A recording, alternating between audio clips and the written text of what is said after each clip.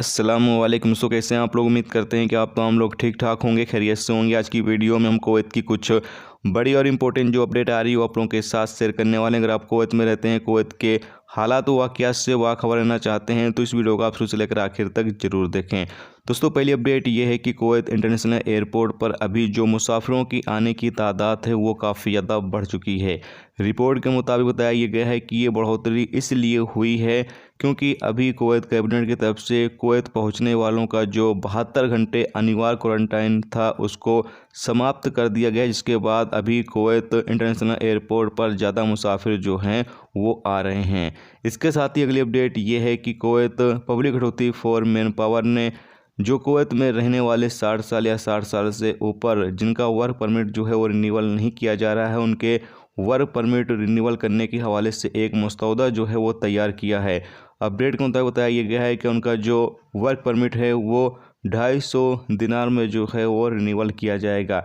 जबकि यहाँ पर बताया गया है कि नया मसौदा जो है वो निर्देशक मंडल के सदस्यों को ओड के लिए प्रस्तुत किया जाएगा, यानी कि जो कुवैत के अंदर असेंबली होती है या जो मंडल होते हैं जहां पर सारे अधिकारी बैठते हैं वहां पर ये मसौदा जो है वो रखा जाएगा। और इस मसौदे को ज़्यादा वोट मिल जाएंगे तो फिर ये वर्करों के लिए कानून जो है वो लागू कर दिया जाएगा कि जो 60 साल या 60 साल से ज़्यादा उम्र के अजनबी लोग हैं उनका वर्क परमिट जो है वो रिन्यूअल किया जाएगा 250 दिनार में। जबकि जो हेल्थ इंश्योरेंस है उसकी फ़ीस अलग होगी, उस हवाले से अभी यहाँ पर कोई जानकारी नहीं दी गई है।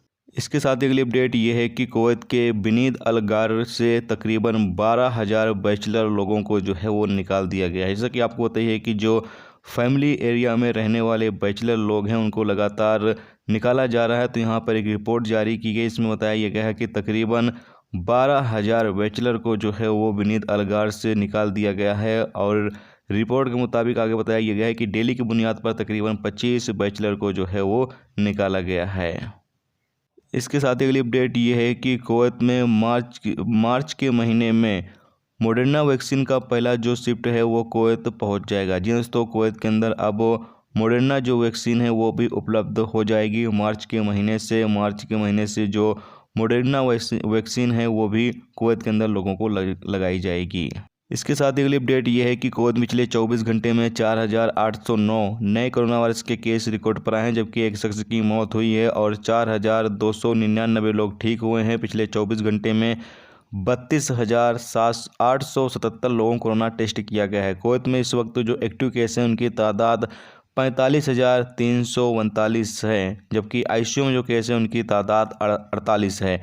तो ये दोस्तों आज की कुवैत की कुछ इंपॉर्टेंट जानकारी जो आप लोगों के साथ शेयर की गई। तो उम्मीद करता हूँ ये वीडियो आपको पसंद आई होगी। पसंद आई वीडियो को लाइक और शेयर जरूर कर दें। चैनल पर नए हो चैनल को सब्सक्राइब कर लें, क्योंकि यहाँ पर आपको कुवैत के हवाले से जो भी ताज़ा तरीन अपडेट ताज़ा तरीन जानकारी होगी वो देखने को मिलती रहेगी। वीडियो देखने का बहुत बहुत शुक्रिया। अल्लाह।